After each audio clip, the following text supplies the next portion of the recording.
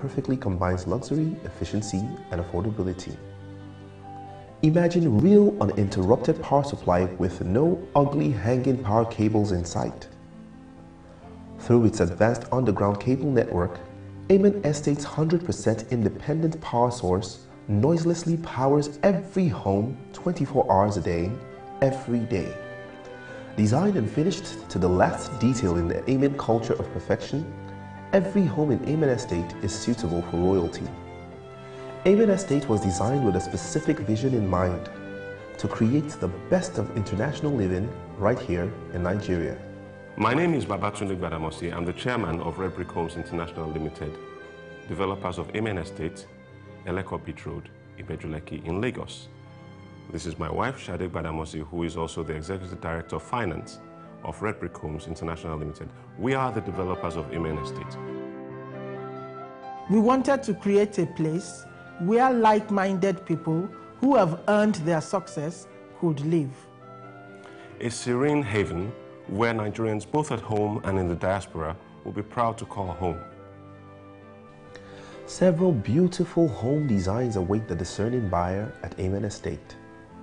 There's a home for everyone. Amen Estate has everything you need and more.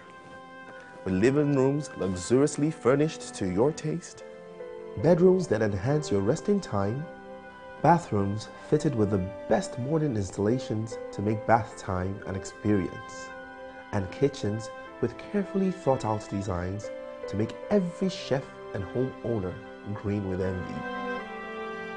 And a swimming pool, if you please. Who wouldn't want to live here?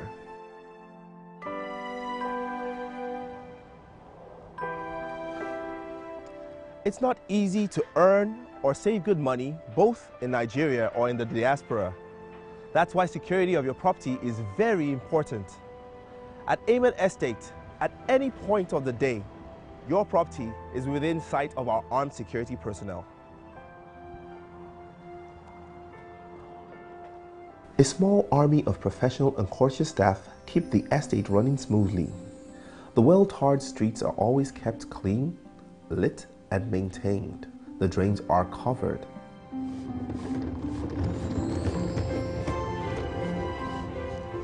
Sewage and waste disposal are some of the services provided here at Amen Estate for a truly pleasant living experience.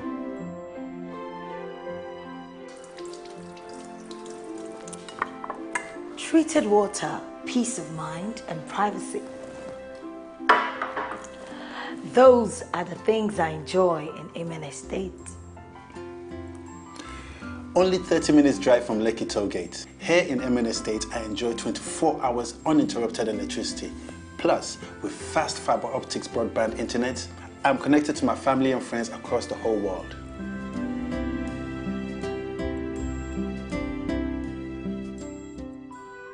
And with solar-powered street lights, the night has never been brighter.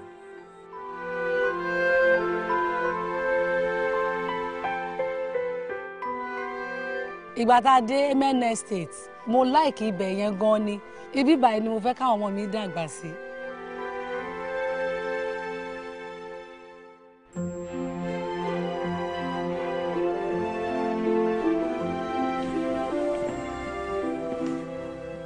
Acquiring a home of this level of luxury has never been more affordable. It only takes a few simple steps to join the Amen Estate family. You fill a form, attend an interview and a tour, and then you choose your home. You could pay all at once in full and get an instant discount. Or you could put down a minimum deposit of 20% and pay off the balance in 24 equal monthly installments, interest-free, and that's it. Upon financial completion, you are immediately granted possession and your title deed is issued to you on payment of legal fees. With over 700 homes and counting, from top to bottom, every block, every mold, every fitting in all the homes in Amen Estate are made from the highest quality materials with lots of love, care, and attention to detail.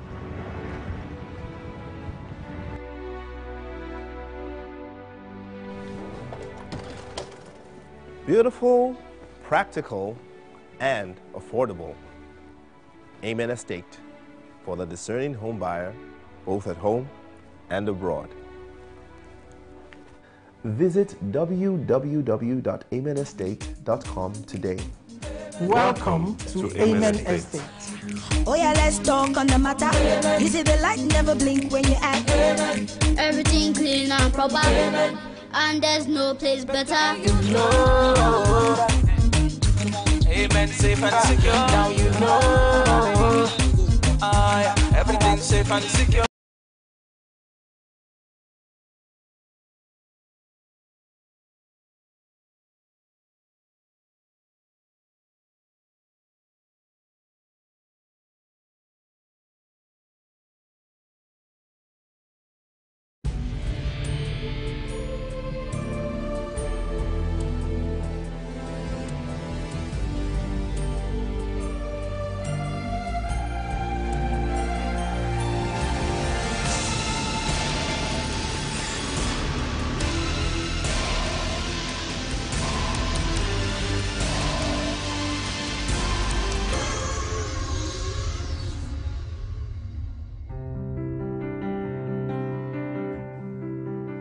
This is Amen Estate, the epitome of premium living where world-class luxury and new Nigerian hospitality meet.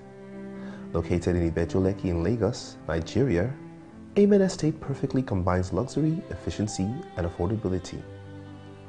Imagine real uninterrupted power supply with no ugly hanging power cables in sight. Through its advanced underground cable network, Amen Estate's 100% independent power source noiselessly powers every home 24 hours a day, every day. Designed and finished to the last detail in the Amen culture of perfection, every home in Amen Estate is suitable for royalty. Amen Estate was designed with a specific vision in mind, to create the best of international living right here in Nigeria. My name is Babatunde Gbadamosi. I'm the chairman of Red Brick Homes International Limited, developers of Amen Estate, Eleko Beach Road, Ibejuleki in Lagos. This is my wife, Shade Gbadamosi, who is also the Executive Director of Finance of Red Brick Homes International Limited. We are the developers of Amen Estate. We wanted to create a place where like-minded people who have earned their success could live. A serene haven where Nigerians both at home and in the diaspora will be proud to call home. Several beautiful home designs await the discerning buyer at Amen Estate. There's a home for everyone. Amen Estate has everything you need and more. With living rooms luxuriously furnished to your taste, bedrooms that enhance your resting time, bathrooms fitted with the best modern installations to make bath time an experience, and kitchens with carefully thought out designs to make every chef and homeowner green with envy. And a swimming pool, if you please. Who wouldn't want to live here?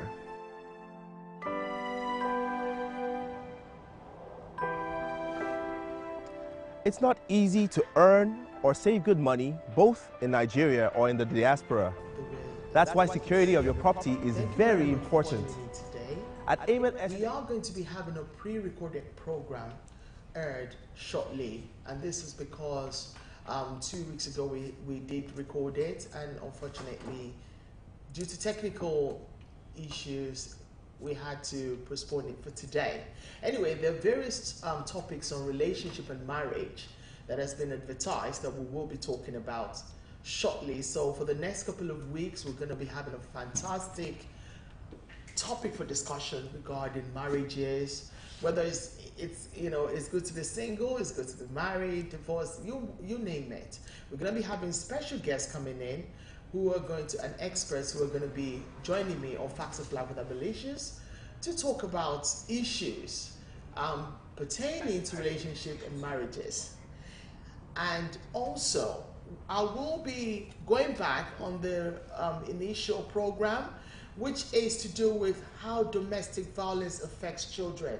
Yes, a couple of weeks ago we had the lovely Amaka Awogo from Nigeria, who flew over for a conference here in the UK, and she appeared on Facts of Life with Abbillicious to talk about her role as the CEO of Child Dignity Organization, very popular in Nigeria. She had a lot to say, and there were questions asked. So please tune in to watch a lovely interview with her, and hopefully you'll be able to put your questions on the online box, or also give us a call in if you feel that there are some things you want to contribute as well into the program regarding the child, how domestic violence and spousal abuse affect children in the relationship.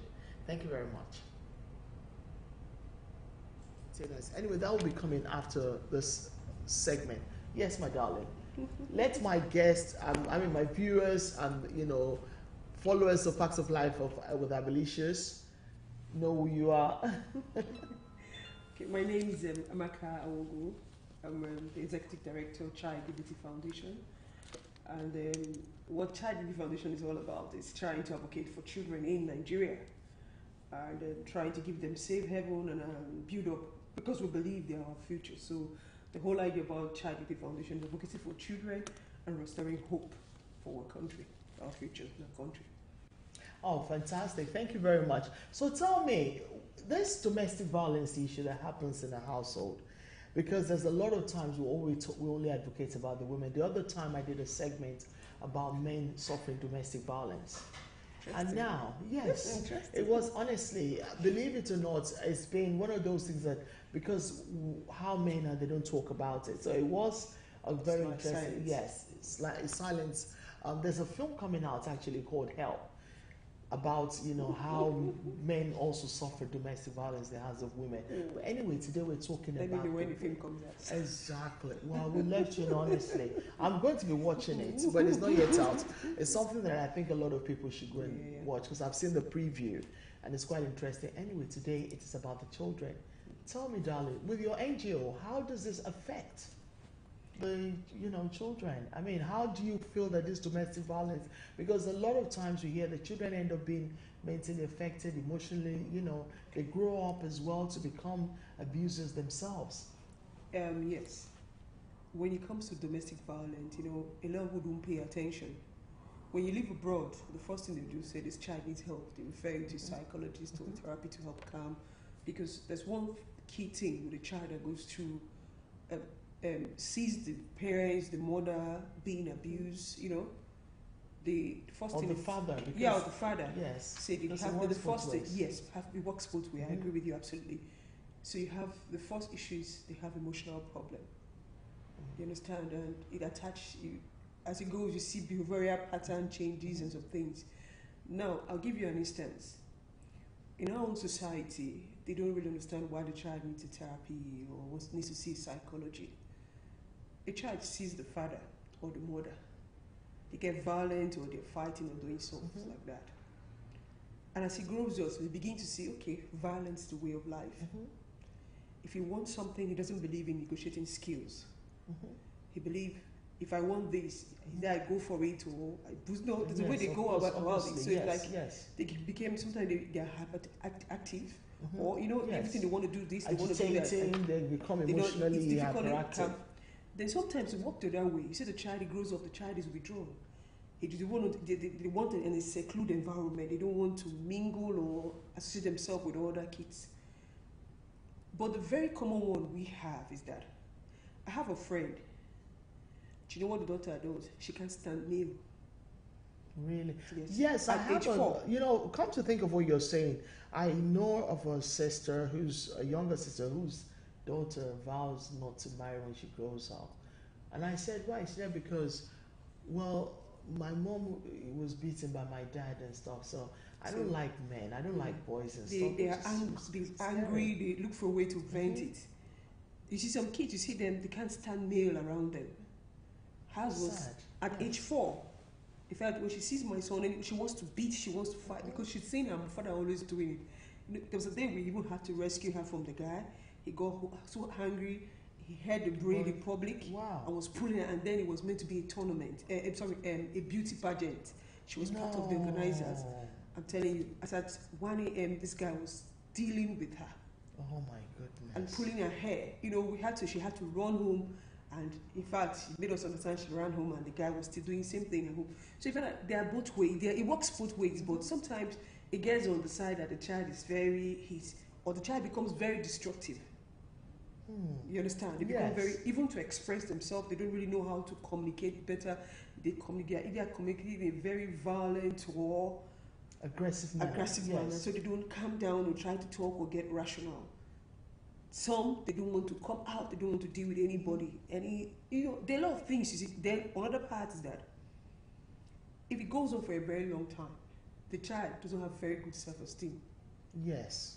That's something, because I also have an NGO, and I know for many years I've campaigned on domestic violence, done a lot of things on child abuse and special needs children, which we'll be talking a little bit about on the autistic side. And I know with some autistic children, because of the violence that their parents have been through, they become aggressive, even though some of them are calm, but they do have the hyperactive disorder as well, which is something that, maligns with being from a domestic violence situation. And so they become, especially when they've got the Asperger's syndrome of autism.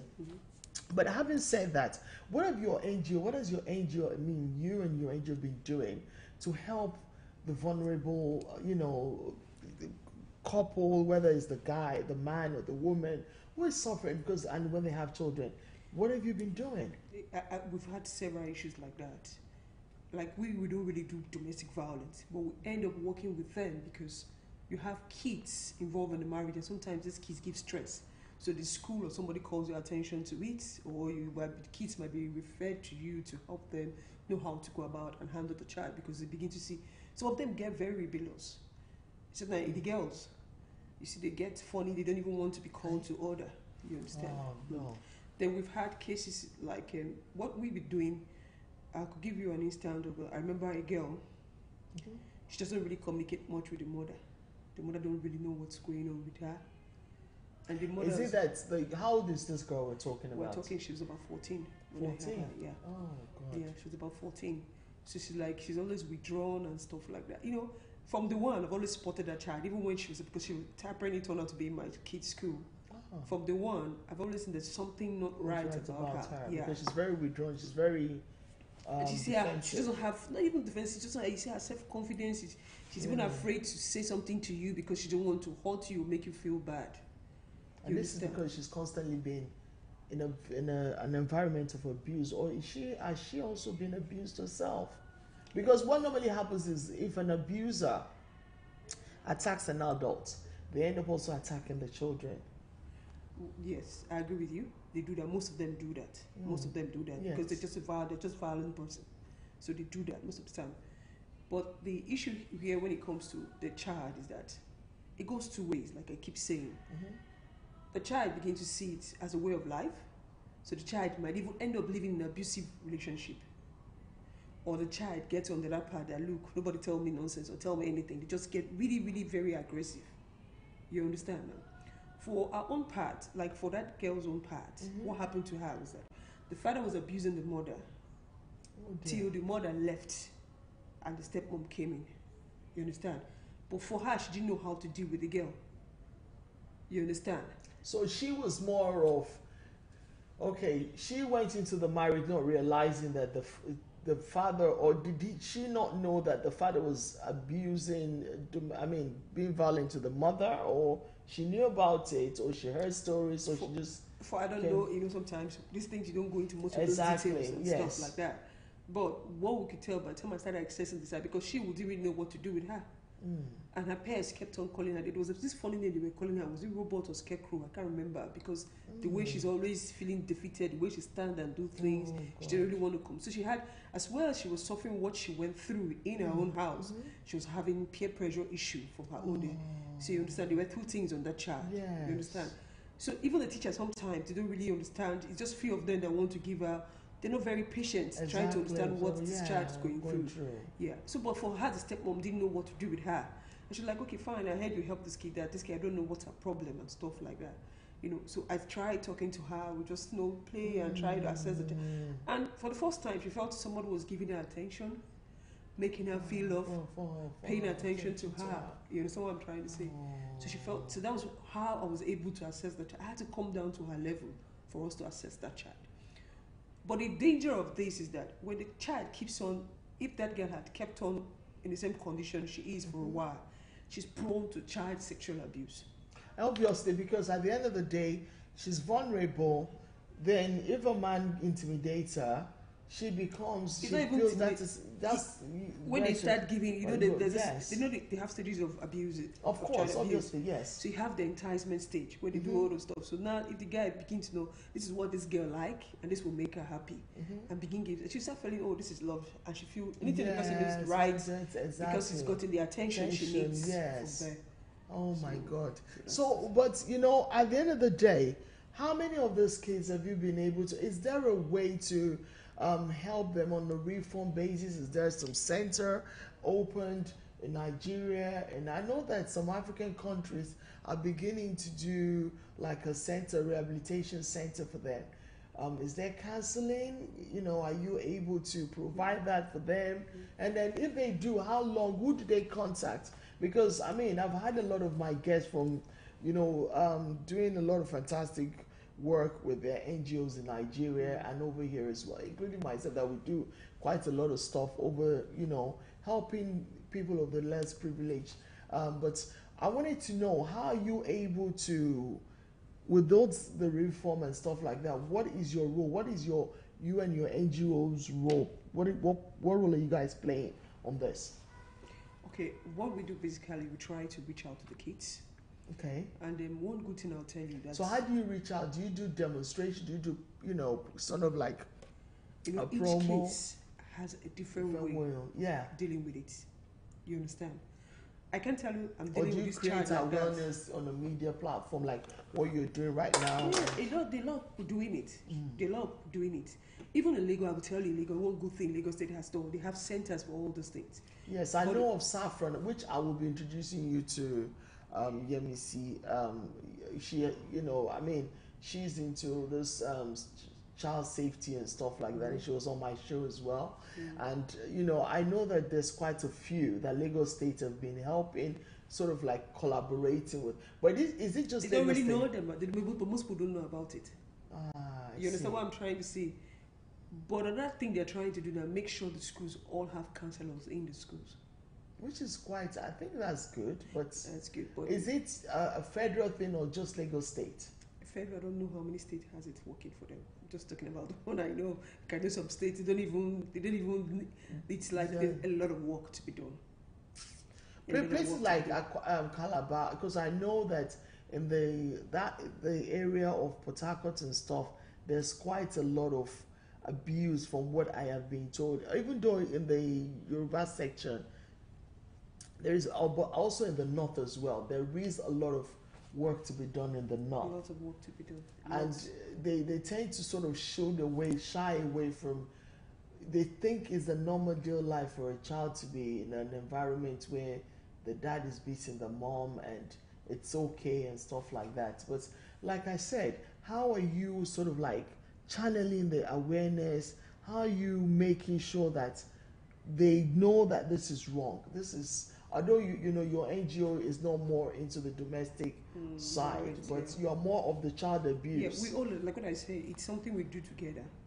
When you try to do things for the child and do just speak to therapy, things you can do for the child and advice, because most of the time, if you want to help the child, you need to get to assess the parents too as well, the home, because you can't do that without. I'm giving you a guarantee. The father. But sometimes you will find that the parents they don't believe they have a problem. No, they are coming for help now. Trust me. Before they don't seem to be bothered about it, but they begin to understand that something that go wrong with the child is not right. Okay, there's a case. It's even still on. The one we're going to talk about. You mean the autistic? Autistic. That's one. Yeah. This one is a boy. Okay. It's the woman has 4 kids or 3. I can't remember. No, then when we started it was 3, but now she has 4. They had this terrible case of domestic violence. It was really terrible. I think I've heard about it. So I think it was in the news, one of the newspapers. Okay. So you know what happened? We got to the house to see when they reported. So we referred them to Alausa, of course, to handle Obviously, yes.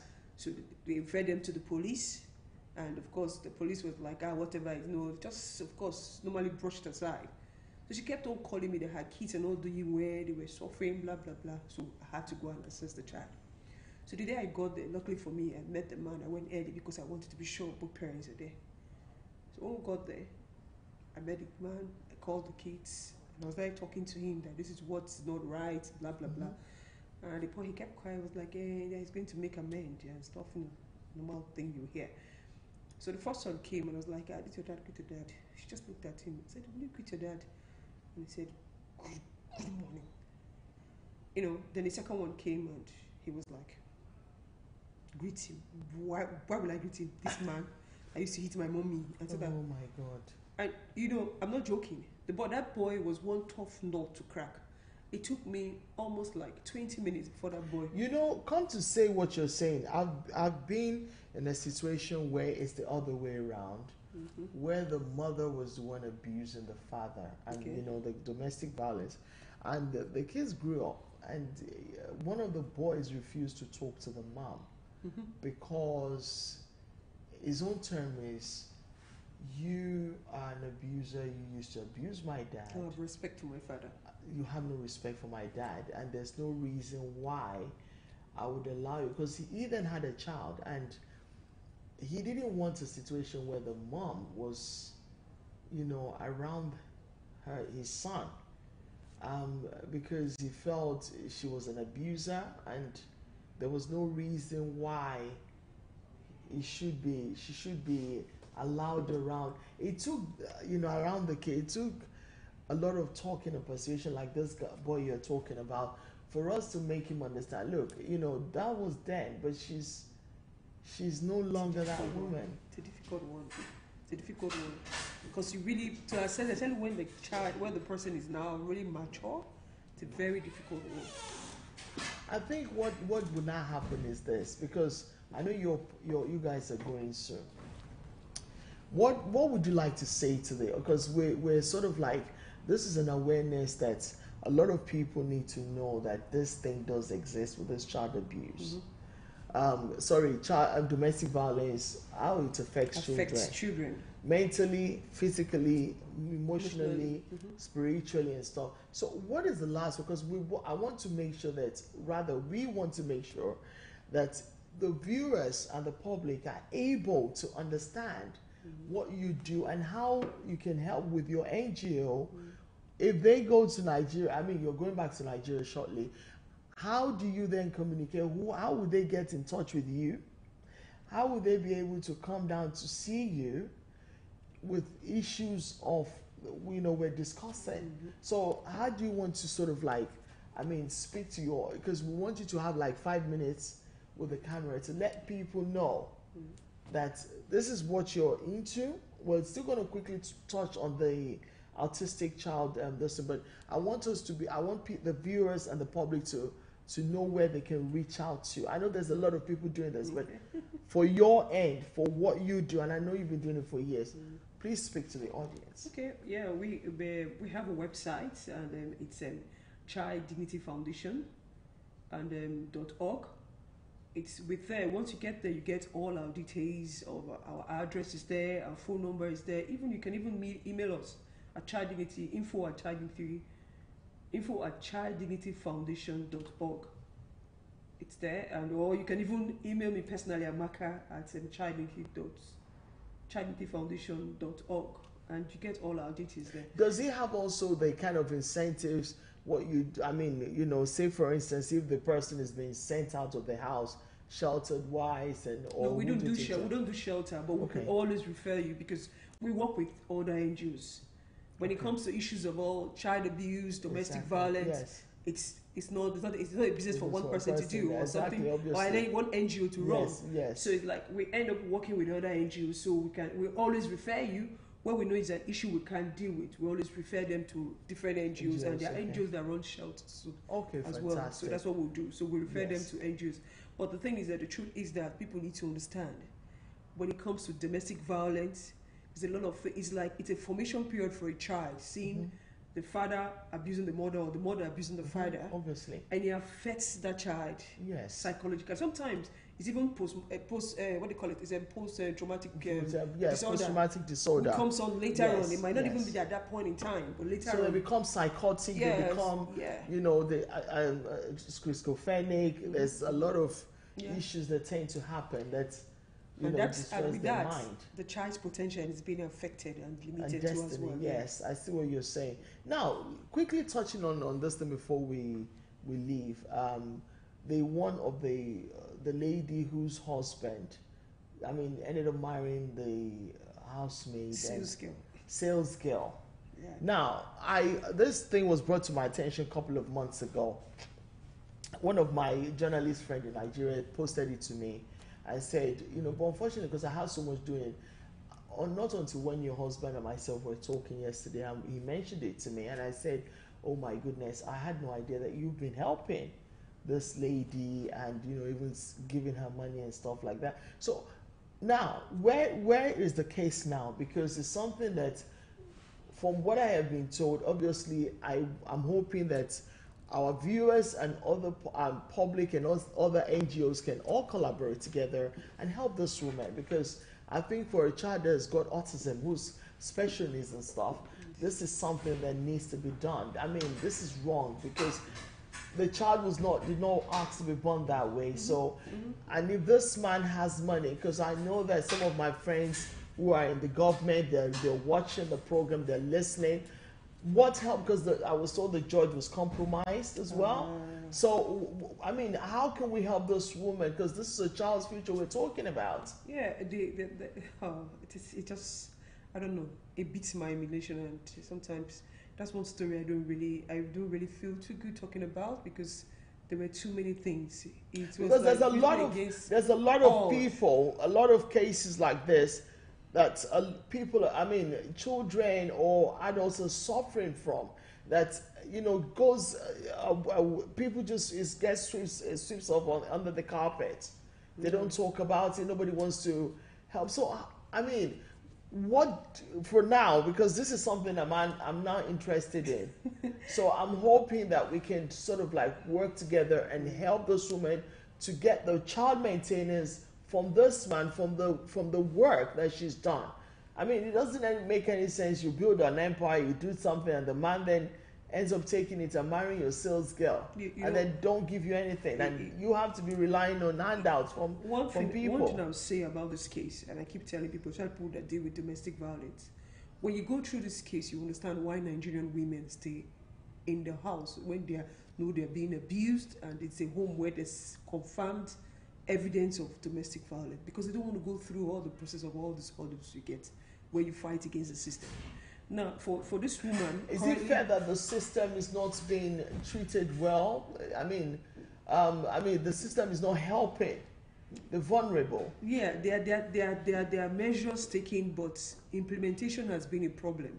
You understand? There's no. You don't give them a safe haven, so they rather suffer and die. Because, like this woman's case, I'll tell you currently now, where she's living, it's appalling. Oh my God! From somebody who had an empire, build an empire. Because even when she registered the company, it's proven out. We have documentation of all this. So what? The man was in jail in America. Why can't the thing be taken to the High Court? It's in the High. The High Court decide. Couldn't she appeal her case? You know the amazing part. Yes. The guy appealed. Not even she. He's the one that appealed. Reason why he did the appeal, just to kill time, to buy time, and make sure he doesn't give her anything. Okay. Now, we will, because the thing is, we will continue with what we're doing later, because I know this is something that we have to find more time to talk about. And I think we would have another segment on this issue. And when you're in Nigeria, we can do the interlink connection, and then we can still talk about it. And also you can bring her on board. That's where fine. You know, our viewers and the public can actually hear her story and help her to get what is due to her because of what's the daughter's name? I've forgotten what her name is. She's about to even lose her scholarship because you can't keep up with even the transportation taking the child to school. There are a lot of things involved in it. And what is the school doing with the scholarship? The government needs to do something about this. And I think, isn't there a way to go to the Ministry of Health, or, get in touch with the Minister of, although they're watching, guys from we're begging you guys from the... La Soda. Oh, yes. La Soda. Well, we have to, because at the end of the day, you guys are watching the program. I know a lot of you are my friends and you do know how I feel when it comes to human rights issues, especially where people's rights are being violated on special needs. So please, we need for you people to do something about this. I will be coming back on this topic in the nearest future. But right now, we're going to be signing off because we're coming to the end of the program. Thank you very much for watching Facts of Life with Abbillicious. Definitely tune in next week, same time.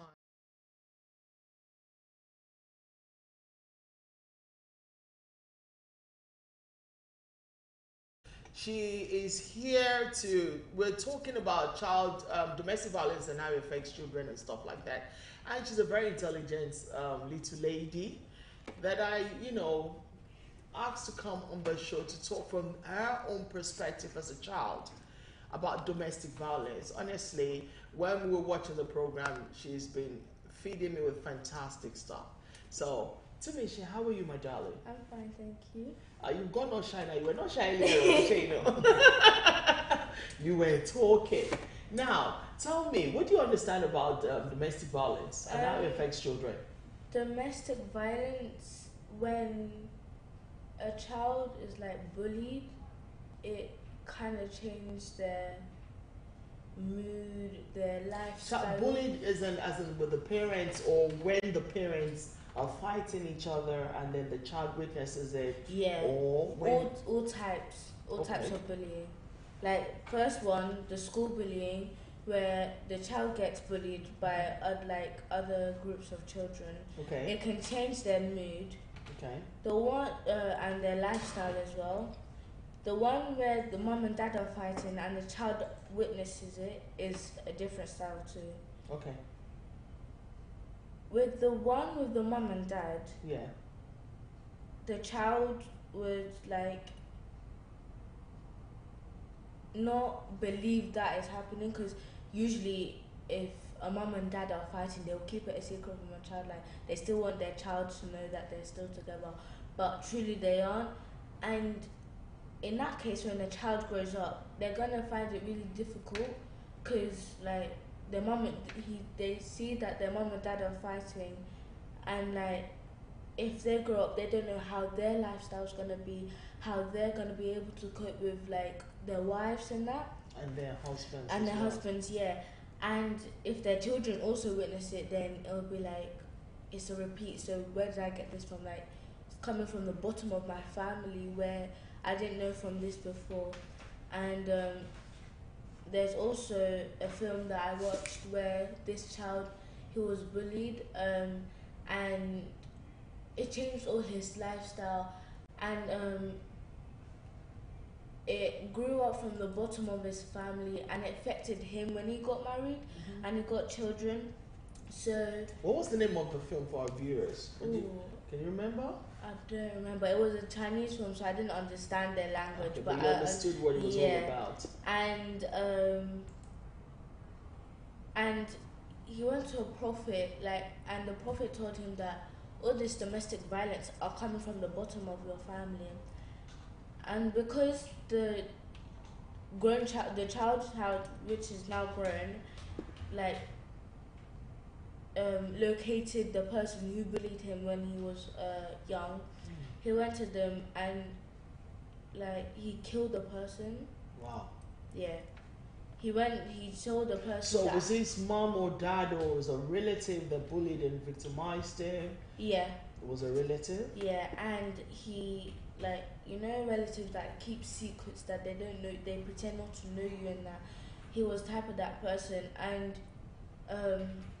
the boy told the relative that I'm part of your family as well, that I'm your cousin and that, not knowing that he was tricking him to the top floor of a house, of a 2-story building, and to the top of the edge, and he kicked them off all the way down.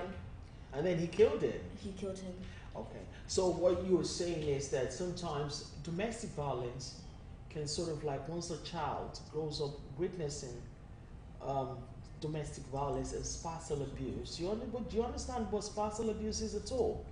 When you're talking about like people being abused, it doesn't have to be physical. Yeah. When it's emotional, verbally, mentally, where somebody says, "Oh, you're ugly. Look at you. Your kids are this and that," and does that sort of scene? Have you ever witnessed any, or have you ever, apart from them being taught in school about issues like this? Because you're a very intelligent girl. I'm very impressed with what is coming out of your mouth. Yeah, so, I've witnessed one before that happened on the street. Okay. Yeah, I was with my mum going down to the shopping mall, going to buy loads of stuff, and I saw these 2 people fighting. Okay. And as well, you can also find them on Facebook where two ladies are fighting, pulling their hair as well. Is that more of 2 ladies fighting over a man, or is this just any type, bitchiness or something? Any type. Like especially with the one with the man, like they'll pull their hair. Especially the one who has long hair. Like if you have extensions. Yes, I know. We don't have extensions. Mine are Rastafarian and I love your hair. I don't want you having all those extensions. I like you natural. That's to Michelle's mom. You've done a good job. She's a fantastic girl. Yeah, I'm listening. So they will cut your hair. They'll get scissors. Oh, there's one I witnessed that day. I was watching with my mom, and I just thought, why? Like now that we've got technology, like different things have just started to happen.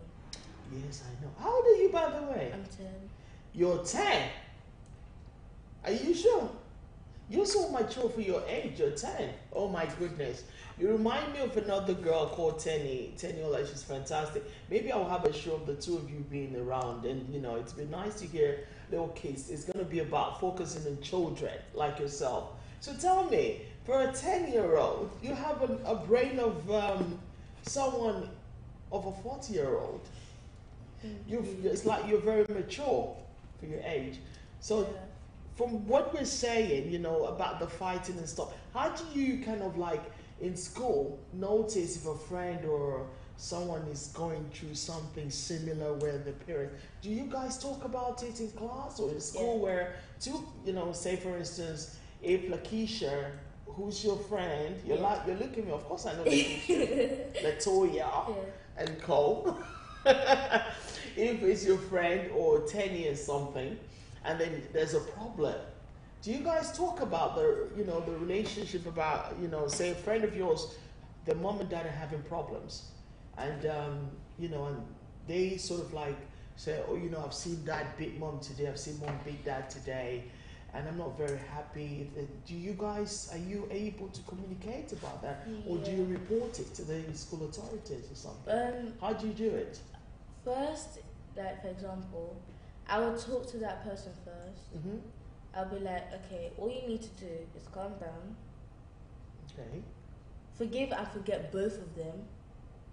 How do you do that though? For somebody who's, a 10-year-old, I'm impressed. So forgive and forget. How do you do that? How do you tell a person who, a class or age friend who's going through, is witnessing domestic violence, that, forget about it? Because especially when they're the ones in that situation. You could, in a way, when I say forgive and forget, like, if while the fighting is going on, and you see them, and they see you, everything's gonna be like really messed up, because it's gonna affect you in school. Yes, true. because you won't be able to concentrate. All you'll be thinking is that, oh my god, my mom was beating my dad's beating my mom. This is happening. My dad is threatening my mom. This is happening. It affects you in school because, like, you start crying. Like no one would know what's going on with you. Like you just start crying, burst into tears. And but if, like I said, if it's in your friendship, I mean among your friends, what are their names? How many friends do you have in school? I have 4. Your bestie. Which one is the bestie? Alexandria. Is she? Is she alright? Is she okay? She's nice. Safe? Yeah, she's safe. Ah, see, lovely. So tell me. So say for instance, I'm not saying that's what Alexandria is going through. Say, for instance, Alexandra came up to you and, you just notice there's a difference, she's changed. Because sometimes with a child, going through that situation, there's always that, like, keeping away from people, understanding what's going on. So how do you, communicate with each other for her to know that you got her back? Or that you're there, If we were communicating, I'll tell her, like, to calm down. We will talk through the matter and what happened and then, because some children nowadays, they'll say, Pinky promised me that you won't tell anyone. Yes. And it still happens up to this day. But if say for instance, you're being promised, well, she confides in you, you say, don't tell anybody. This is what I'm going through. I don't want, my parents to get into trouble. But they're not safe. How do you then, as a friend, being told this is what is happening, and you're aware that they are in that situation, how do you deal without losing your friendship to that person? I would advise that person to go meet the head teacher. And if they don't, do you sort of like, I won't say I'll force them, but not like force them as in go there, as in like just move there. I'll tell them in like a calm way that you need to take your time, go to the head teacher, have some, like, look for a day that she's got work, but then she has time to talk to you. Okay. You can ask her, well, not ask her her schedule, but ask her if she has time to talk. Because in my school, my head teacher, she's the person who, she loves kids. Okay.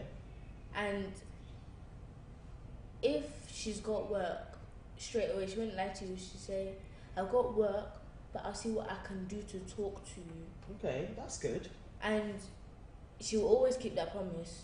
Well, that's fantastic. So I'll tell her, go to the head teacher. If she says that she doesn't have time today, and she said that you should remind her tomorrow, If she said I have time, talk to her through what has been happening throughout the time that your mom and dad have been fighting. Talk to her, and whatever advice she gives you, take it. Okay. Because if you take it, it could help you in your future. Like, it might not affect the other things you want to do later on in your future. But because sometimes what happens is, for my own area of being a human rights activist and stuff, and which I believe sometimes a situation like that is very direct. But it's always good to hear from a child's point of view, to understand if you're not going through it and you have a friend going through it, how you guys kind of, guide each other. Guide each other and help each other to be able to stop that thing from happening, reoccurring consistently. But when you do that, don't you feel that then the authority gets involved and they start with the police, and what do you then say? Oh, don't tell them, don't tell anybody, I don't want anybody to know my mom and dad are sort of fighting, is affecting me, or I'm being abused at home. Don't you think that would sort of like then make that person feel more vulnerable, where they might want to take them out of the house to live in a foster home or care home or something? Yeah, it could lead to that at some point, but it'll be for their good. For their good, but I understand they love their mom. Yes. They love their dad. But at some point, mom and dad have it difficult. and like there's this number for children. Is it that the childline number you're talking about? Childline number. And then it doesn't NSPC or something. NSPCC or something. Yeah. But with the child line, it doesn't always go to the police. I have tried child line before because nothing's happened. Okay. But child line, I've seen their website, and you seem to know everything, madam. How come you sort of like somebody who likes, what do you want to do when you grow up? Let me ask you this. I used to think I wanted to be a doctor. Then I changed my mind to being a midwife. No, I think then I also changed my mind to nurse. Then I changed my mind, but I'm not exactly sure what to do. You know, let me give you a guidance, because you're somebody I see being in the front line helping people. Human rights, you could be on my line. It is a good thing to do. The only challenge about that is you will get people attacking it, but you're a strong girl, so I think you will stand up to bullies. I don't think you're the type that will get bullied. I've seen a little bit of stuff you've been doing here. Yeah, he said, well, our producer saying journalist. She's coughing.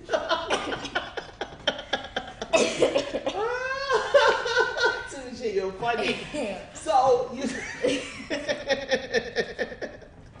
she's saying she doesn't want to be a journalist. She wants to be either a doctor. You could be a lawyer, a human rights lawyer. Yeah. Something to do with, helping people. With a journalist, I'm a type of person who likes to go into medical stuff, but at the same time loves to like. Is mom a nurse? No. Okay, so she's a hairdresser. Okay, good. But yeah, and I'm a type of person who likes. Hairdresser as a profession. Yeah. At least he's using that to help you to go to school. And dad? Yeah. Dad, he does engineering. Oh, okay. Yeah. So you got the brain from mom and dad, or both? Yeah, both. Good. So you know, mostly, mom. Yeah. Mm. So what was I saying? You were telling me about what you want to be. I asked yeah. So I like doing something medical, but at the same time. What kind of medical field? Is it a gynecologist? You want to be in medicine? You want to be a surgeon? Or, what's the one, they fix people? When you become like, what's it called again? Oh, you mean plastic surgery? Yeah, that one. Or you want to do something else? What is it? To be honest, I'm in love with children.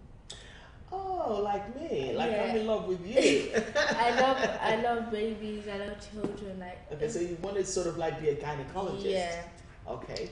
Like let's say for example my auntie, she had twins, was it 2 weeks ago, 3 weeks ago? Oh bless. So you sort of like babysit. Are you getting paid for it? Or is it all freebies? All free. Really? Just for the moment, because they're still young, like they're still newborn. Okay. But yeah, so like when I hear my mom talking to my auntie, saying that we might look for another day to come to their house, because I've been to their house already when they had the baby. And every time she says we might look for a day to come to your house, behind her back, I'm like, yes, they go. I'm going there again. So it's like you're always looking. The thing is, kids, you guys are wonderful, but you have your moments as well. And then, I know, I love kids myself, but I think children are a gift from God, and it's always good to hang around you guys, because you're funny, you're witty, and you remind me of when I was a kid as well. I look at it, and my dad loved cake. I think we all took it from him, because my brothers and everybody were just kid mad. So we go crazy for other people's babies. I have friends on Facebook who post all their children's, and I'm like, isn't it adorable? Isn't she beautiful? But it's always good that you yourself, you love children. And I think being a child person, so that means we'll settle for being a gynecologist. Yeah, I get my loving babies from my mom. It actually came from my family, because my grandma, who is now dead, oh, yeah, rest in peace. But she, every time, like, we had neighbors, you know, in Nigeria, you have neighbors, like, all your neighbors are together, you live in one-story building, so, like, everyone knows my mom around the neighborhood. Like, oh, bless. They know. So are you the only one you've got siblings? I've got an older brother. Okay. So how's that relationship? It's not kind of... It's good, but when it gets to a point where we just get fed up with each other and we leave each other. Look, let me tell you something. I'm the only girl, so you can imagine. Yes. And I tell you one thing with brothers, they will look after you. They always protect you. Sisters, yeah, they're okay, but you have that situation where they then turn around and they start to, oh, you wear my skirts, you wear my jacket, you know. But with brothers, you know, eventually you will get along. I remember the time when my brother came from Nigeria down to London.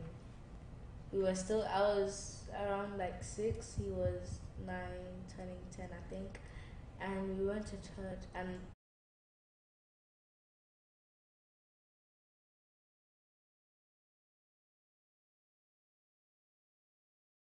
really tired, and the next day was church. During church, I slept off. Like, you know, when you just meet your brother for the you like to hang around. And I slept off. My brother was like this. I was like, oh my. I don't know. I was like, he was holding me before I hold, like, I'm on the chair. I'm cold. I didn't say it. I was looking forward to it. And recently when he came, we had a fight, but we still enjoy and we still love each other. Of course. Who are you gonna love? You're gonna love your he took my coat, and I was so angry. I was like, "Why do you have to take my coat? Because that's the coat I wanted to wear out." So he wore your coat. And are you guys on the same size? Really? He's skinnier than me. Is it? So basically the same. Listen, he's gonna get fatter as well, you know, when he grows up and marries and have his own family. Yeah. And he's been eating pounded yam. What are you talking about? What are you talking about, little woman? It's really not. And you're gonna be somebody's sister-in-law. You know that. You're gonna be somebody's sister-in-law, and you're gonna be someone's auntie.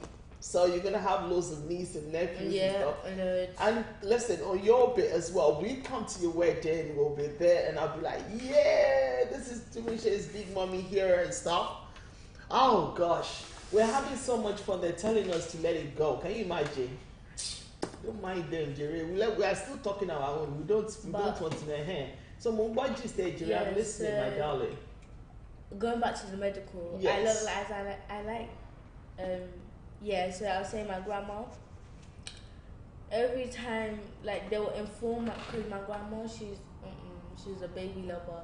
24/7, she can be with a child, like, look after the child, do anything. So more or less, when wonder is going back to the topic we're discussing, darling, before we digress, that, you know, when a child, so it's sort of like when you see a friend or you see a child going through that, your duty or care normally is to sort of like help that child or the person. So tell me, what is your last word against domestic violence affecting children? How do you want to address parents that are doing it and letting them understand that this is not nice, whether it's the mom versus the dad or the dad versus, because the thing is, domestic violence is not just about a man hitting a woman. It's usually also the other way around now, because you know, and the program that we did, bless Amaka, when she came from Nigeria for the program, we talked about it, and I mentioned there's a film coming out, a Nigerian big movie. It's called Help, where I saw somebody being slapped, a man being slapped by his missus, because I think it came late or something. Yes, I'm telling you, it was horrible. And then he fell on the floor. You know, men do get abused, and it's unfortunate. So you tell our viewers there what your facts of life with Abbillicious, what your last intake on, you know, this issue is. What do you think? And how do you want to tell them, you know, if you guys are doing this, we're the little kids, we're going to come for you. Make sure that you guys, you know, stop it and stuff. Because it's good to have a little children movement, don't you think? Yeah. Where you going? For all the moms and dads that are out there, I believe, like, if you want to do your fighting, don't do it near your children, please. Because it affects their life, it affects their education, it affects basically their future. Because what they'll be thinking is that my mom and dad are fighting, my mom and dad are fighting, my mom and dad are fighting. But they wouldn't be still, like, when they get married, they still wouldn't be able to take it off. Because if you get married and you have children, your children will be like, where's grandma, where's granddad? They don't know what to say. Like, they won't be able to say, oh, grandma and granddad, sisters are here, sisters are here. But they'll be like, they won't be able to explain Express where they, themselves, how they really feel, because they're stuck in talking about it, communicating. So I beg you that you shouldn't do it in front of your children, because it affects their families that they're gonna have later. Don't you think it's good for them to go for counseling as well? So you need to let them know. So yeah, and if you have a problem, sort it out, and just know that after this, I understand marriages, you can't do without fighting, because one way or the other you still have problems. I used to, when I was young, I used to look at couples, I used to be like, oh, I wish my couple, me and my husband would be like that one day. But you're only 10. But oh my God, bless you, sweetheart. But honestly, you're only 10. I'm impressed with you. I think you know what, this topic is gonna go viral. A lot of people are gonna start sharing it. Hearing from a child's point of view, domestic violence, and you used to think about it and look at the people that you wanna, when you grow up, and God will give it to you. Amen. And so, are you a church girl? Do you go to church? I go to church. Do you worship God properly? Yeah. What role do you play in church? I'm a normal child, but not a normal child. I'm a child of God. I pray. Sometimes. But don't you do like a little participation, like a little usher, or you're in the children's section? I'm a choir person. You're in the choir. Oh, that means you have a lovely voice. You know you're coming back on my show again. To me, Shay's mom, please. You know, I've adopted her. She's my little baby now, so please don't mind. I've told her she's not going anywhere now. So anytime she should just give me a call. So, and I'm listening to you. So and sometimes with the youth, we go weekend away. Okay. But the weekend away that. But you're not your usual thing. So are you in secondary school yet now? No, I'm in year 6.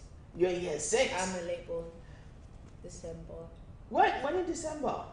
15. Okay, you're saggy. You're not a Capricorn. Oh, it's alright then, doesn't matter. You're still a sweet girl. We go weekend away, but you know how you say we're going weekend away, like my first thought was, yes, we're gonna have like a break of church, nothing to do with godly things, like, God forgive me, I'm so sorry, but like you just play, you just have fun. But to be honest, when the first ever weekend away that I experienced, it was the best weekend away. Because the theme was renew my heart, Lord, and we had loads of signs and wonders on that weekend away. We had fun, like on the coast. You know you're gonna do me a favor to me, so listen, because it's good to hear from your point, and also because we're gonna be rounding in a minute. We've been, somebody's been giving us the eye, but we're just gonna ignore the eyes. each other's eyes instead. So anyway, what I want you to do for me is, because I am very proud of you, I'm very impressed with your fantastic knowledge. It's not even little, it's a big knowledge that you have about you. For somebody who's just 10, and not yet in secondary school. Quite impressive. I want you to, when you go to church, when you do something, maybe like be an altar or something, talk about the domestic violence and effects kids. How people can help children and how you can sort of like make sure those in that situation do not grow up to be, because sometimes what normally happens is a child is in that situation, sometimes grows up to be an abuser themselves, they become aggressive, they become bullies in school, and it affects a lot of things that they do. So I want you to be able to come, because you're going to come back again. We're going to talk about something else, but I'll still ask you, I'm going to give you like a little assignment, put it that way. What your role and stuff, you just a little bit of helping those in church, talking about it. And then participating, but not just being a church girl. Playing a role, maybe, I don't know, something. So, because God blesses you. Your mom and your dad should be very proud of you. So, I'm sure your mom is watching this program and thinking, to me, she. But anyway, listen, she has done brilliantly well. Guys, it is nice. Once again, welcome to Facts of Life with Abbillicious. For those who tuned in late, we have the lovely Tumishe, who has come as my special guest today to talk about, looking at domestic violence as partial abuse on from a child's point of view. And she's been very entertaining, highly intelligent girl who has told us also how she also helps those that are in that situation, who are her mates in school, and we touched up on a lot of stuff. Next week, yes, throughout the next couple of weeks, we will be discussing more things pertaining to relationship and marriages, with special guests coming in, and also experts who are going to be talking to you, our viewers. There's going to be phone-in sections. We're going to have questions being thrown to our guests pertaining to different various topics of relationships, and whether it's good to be single, whether it's good to be, it's going to be a bit controversial, but please don't take it personally. It's not a digging at anybody. Whether it's good to be divorced, being in marriages, stepchildren, how to handle stepchildren, step parenting, husband and wife, step husbands, you name it, various things. Anyway, thank you guys. See you next time, 7:30. Today we were a bit late because we had a previous presenter who was doing his own thing, but we will see you definitely next week for another Facts of Life with Abbillicious, where the truth is being said or told the way it is. And we'll be having more of the kids like lovely Tumishe, who are able to speak the truth and say it the way it is. God bless you all. Have a fantastic weekend coming up. Bye.